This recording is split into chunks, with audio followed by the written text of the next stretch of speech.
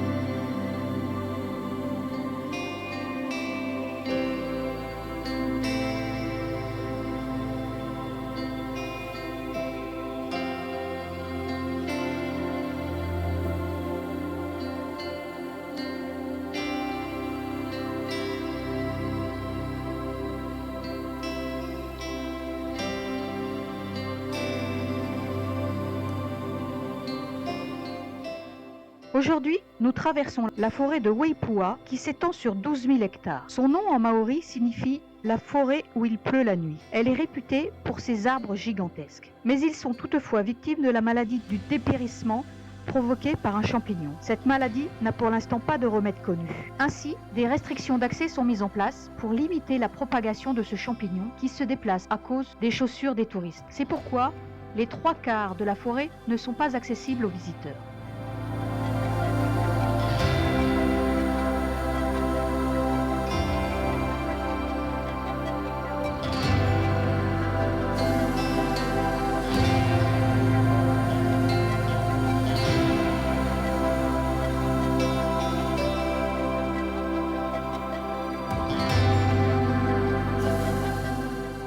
Afin d'éviter un grand détour, nous choisissons de prendre un petit ferry entre Rawene et Okianda. Cette traversée dure 15 minutes, mais nous évite de faire tout le tour du fjord.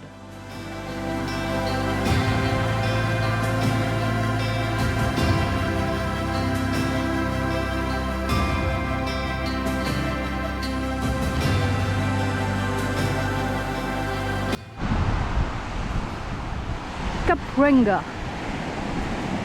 Pas tout à fait le point le plus au nord de l'île, on ira demain. Mais une belle plage quand même. Et nous, on est là-bas. Et c'est une erreur, mais nous ne le savons pas encore.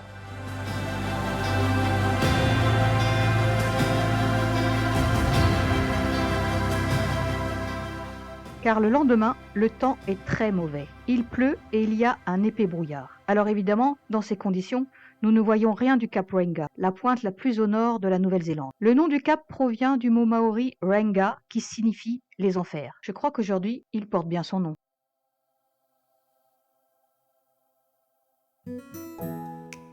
C'est donc à partir de maintenant que nous débutons notre descente vers le sud, mais cette fois par la côte est de l'île.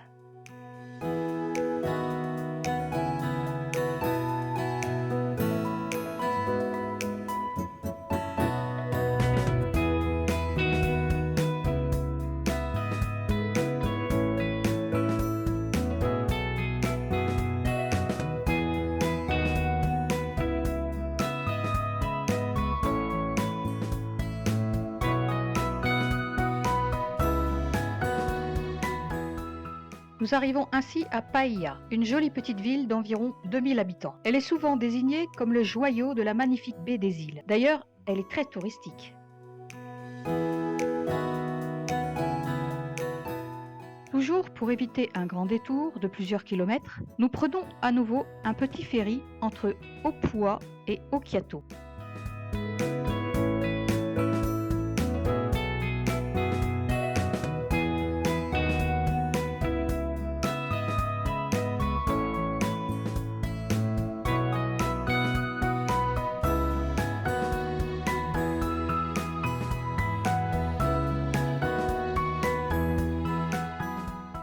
Et nous arrivons finalement à Fanguru, où nous nous installons pour y passer la nuit.